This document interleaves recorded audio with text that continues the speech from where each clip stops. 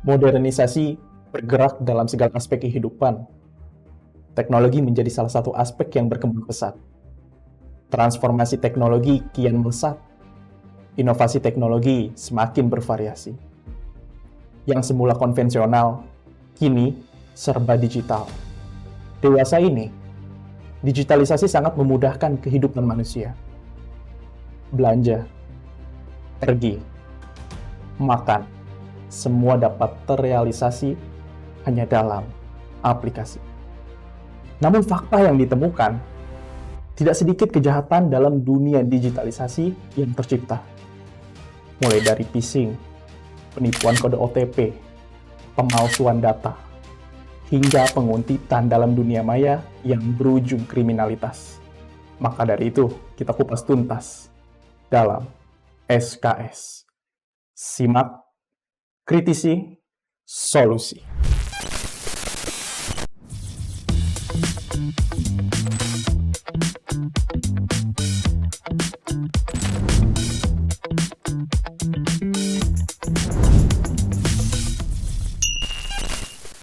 Berbicara soal dunia digital, maka dari itu saya mengundang sosok yang menggeluti bidang IT sebagai praktisi yang semoga bisa menjadi akademisi nantinya agar ilmu-ilmunya dapat diserap. Dengan itu kita persilakan kepada Pak Agung untuk memperkenalkan. Baik, terima kasih, Bang Fajar. Saya Agung Riyadi, eh, praktisi teknologi informasi, terus bergelut memang di bidang IT, dan saat ini juga mulai konsen ke cyber security sebenarnya. Cybersecurity ini baru berarti, Mas? Atau memang cybersecurity ini udah lama dari dulu gitu? Oke, kalau berbicara cyber security sebenarnya sudah zaman dulu ya. Maksudnya zaman dulu itu ketika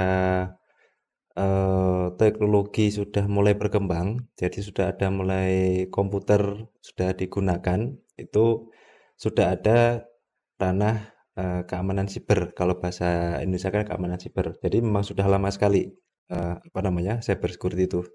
Cuma kalau semakin tahun sepertinya kan semakin banyak insiden ya yang terlaporkan itu dan makin beragam gitu. Iya sih, benar. Jadi kalau dulu masih zamannya internet masih susah itu, Ya. case-nya beda dengan sekarang gitu. Dan sekarang makin beragam gitu sih. Jadi nggak baru misalkan 5 tahun yang lalu nggak, tapi itu udah dari tahun 80-an Mas udah ada. Nah, maka dari itu saya tuh menemukan mulai dari di lingkungan, kemudian Mhm, di internet itu banyak banget kasus penipuan-penipuan yang merugikan materi, iya, psikologi, ya mungkin teman-teman di luar sana mhm, punya eh, di lingkungannya ataupun pernah mengalami sendiri mhm, kayak kasus phishing, penipuan data, kemudian mhm, yang paling sering ini kode OTP. Nah, maka dari itu mhm. kita pengen kupas tuntas nih sama Siap, siap, Pak Agung ini gimana sih persoalan cyber security ini gitu. siap. Coba bisa dijelasin Pak Agung secara sederhananya cyber security itu? Oke, mungkin kita harus kenal dulu ya cyber security itu apa. Konsepnya cyber security itu atau keamanan siber itu sebenarnya upaya melindungi komputer, terus jaringan, perangkat, dan data dari serangan atau akses yang tidak sah gitu. Jadi kalau berbicara cyber security sebenarnya tidak hanya terkait data saja, tapi meliputi Hmm. terkait perangkat gitu. Misalkan saya punya laptop, ya laptop ini sudah masuk ke dalam ranah siber juga karena di dalamnya ada data penting, ada data-data pribadi seperti itu.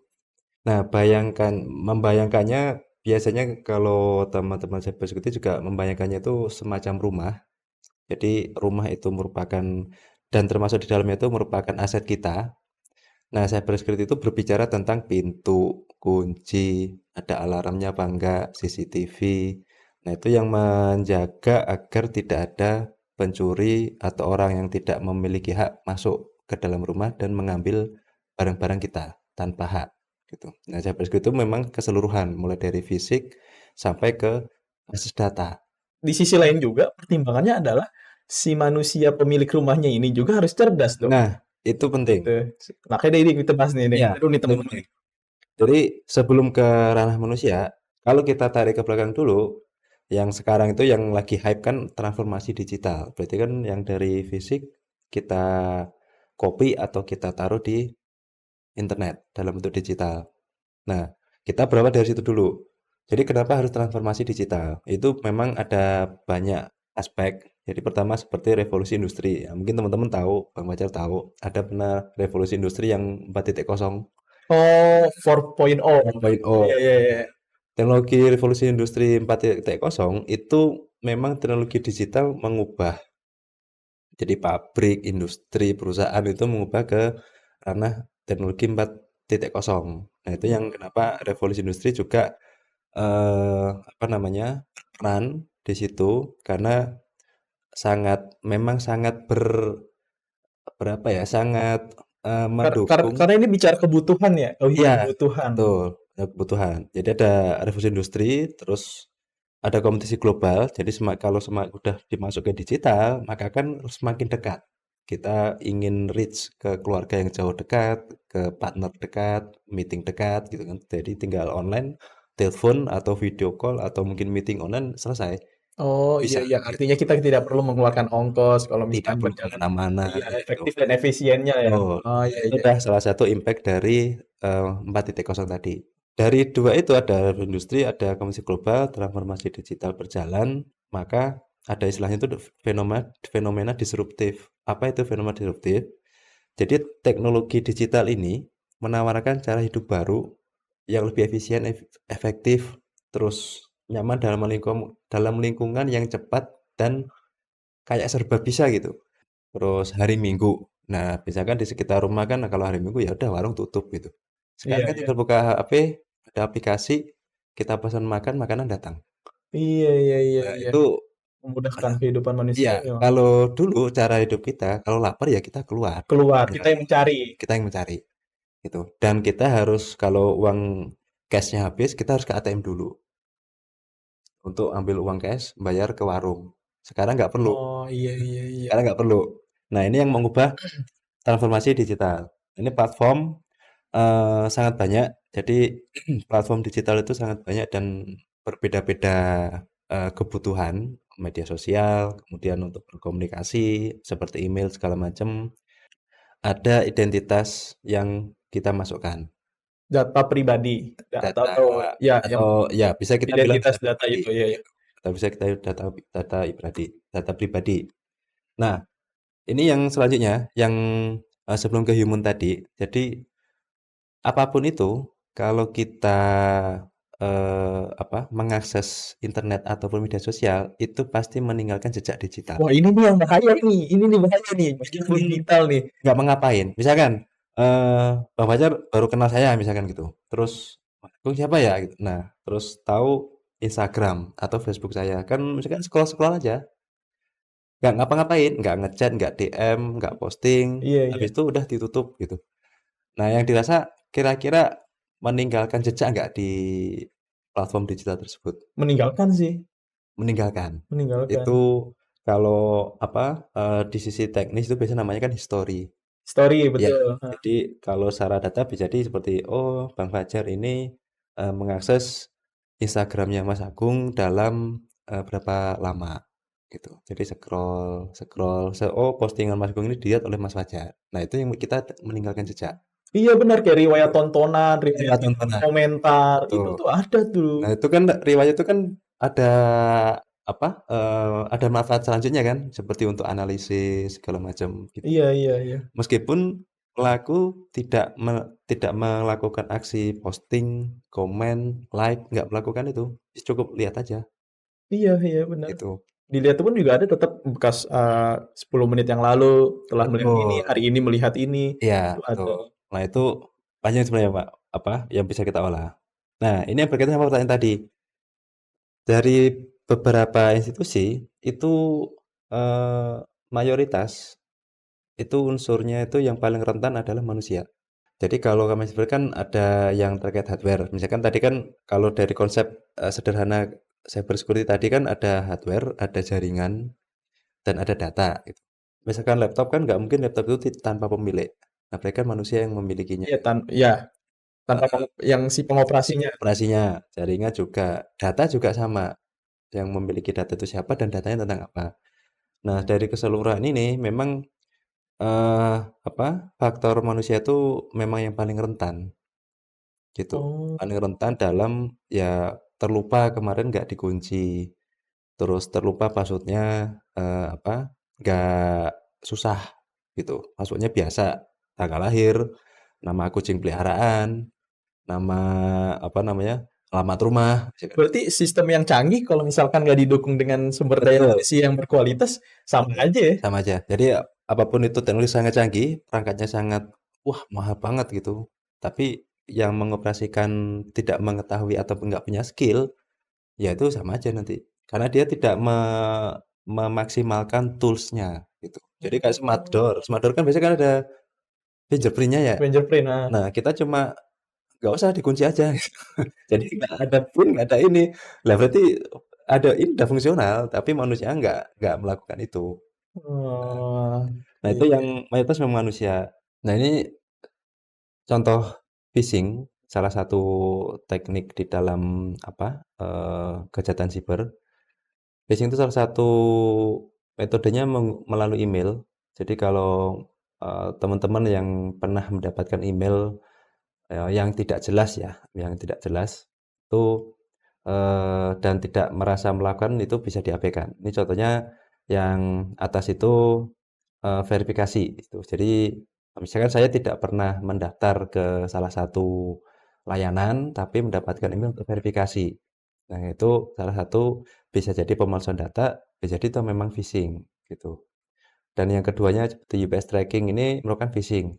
Nah, apa yang terjadi kalau misalkan diklik kayak tombol confirm atau, apa, link tersebut gitu, ya kalau tidak, apa, approval, terus laptop atau komputer kita terjangkiti suatu virus atau malware. Nanti yang bisa lebih bahaya.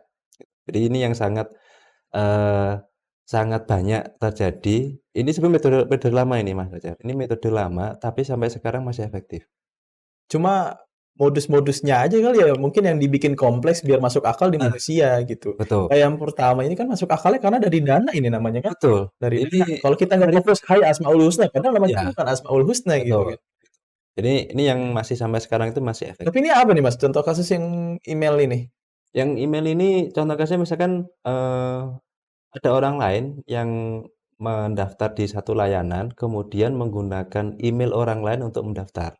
Jadi untuk verifikasi approval-nya, dari layanan tersebut kan akan mengirimkan email seperti yang tertera ini, email verification, tuh. Tapi nama Mmm, pemiliknya bukan nama yang Hai Asmaul Husna. Misalkan namanya saya, oh. Agung, gitu. Loh, ini kok namanya Asmaul Husna, tapi bener email saya, gitu. Tapi saya nggak pernah daftar di Dana. Oh, berarti ibaratnya kayak saya Mhm, ingin mendaftar di salah satu aplikasi, kemudian betul saya login itu menggunakan email Agung ini, betul, iya, gitu. Karena kan mau gimana pun dunia digital tetap ada undang-undang. Kalau mhm, seperti ini nantinya kejahatan itu bisa berpotensi terjadi. betul.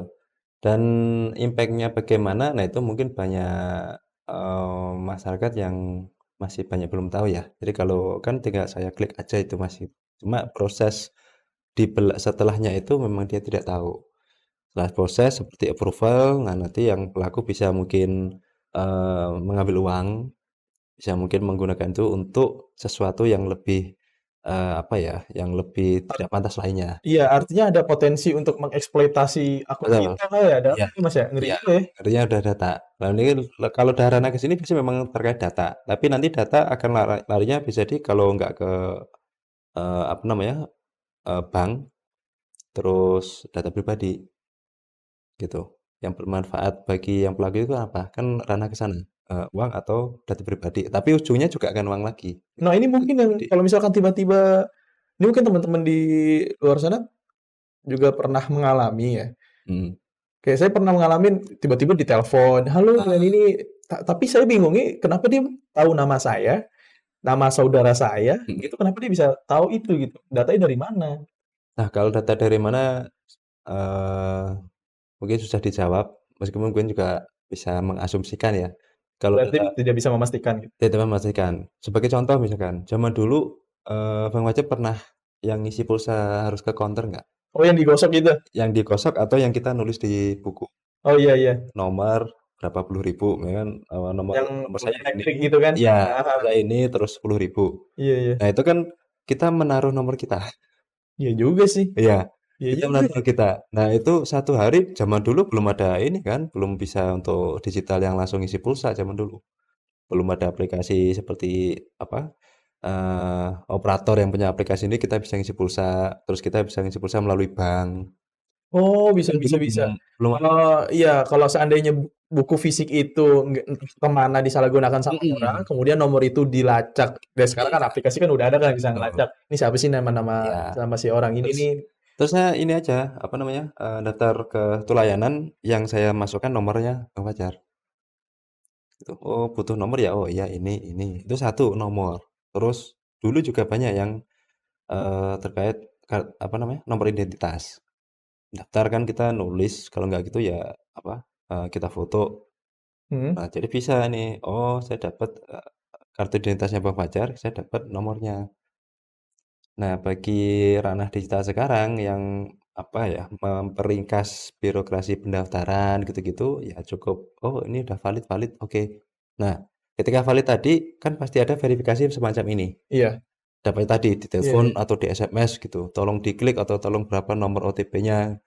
Begitu itu diberikan, selesai tuh. Jadi proses pendaftarannya sesuai. Nah, setelah itu yang udah under kontrol, kita udah bisa ngontrol, Oh, gitu. iya. Makanya kalau terkait keamanan sebenarnya itu konsepnya adalah security itu is you. Jadi konsennya memang di orangnya, Di kita sih di sebagai kitanya. si pengendali. Betul, pengendali. Jadi Jangan menyalahkan aplikasi ini keamanannya kurang ya nih. Iya juga ya. tidak tidak bisa langsung ke situ Tidak bisa gitu. langsung ke situ. Tidak bisa langsung ke situ. Karena misalnya aku ditanya nih, Bang Fajar memang yang berharga itu apa bagi Bang Fajar?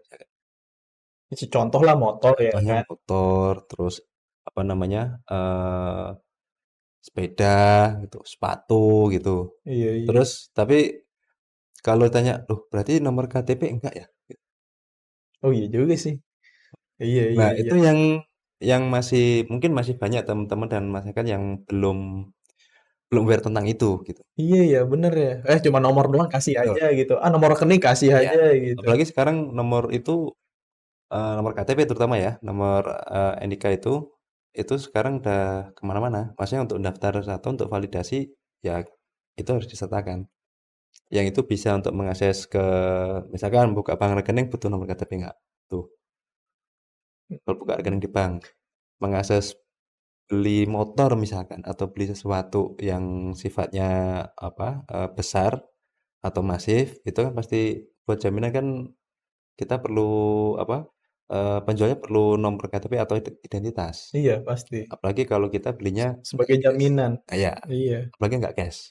Nah, ngomong-ngomong soal KTP, iya juga ya. Saya juga nggak aware gitu bahwa nomor Mhm, KTP apa nomor identitas itu ternyata sangat berharga ya kan. ya, Apalagi berasa memang kalau udah disalahgunakan sama orang itu pasti baru gitu merasa berharga tuh. Nah, nanti kita akan bergerak ke sana ya. tentang penipuan-penipuan data kayak gitu.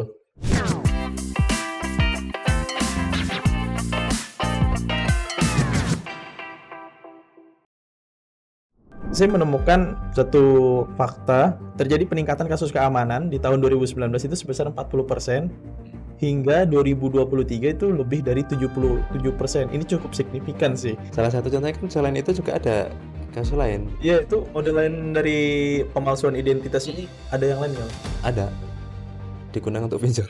Oh,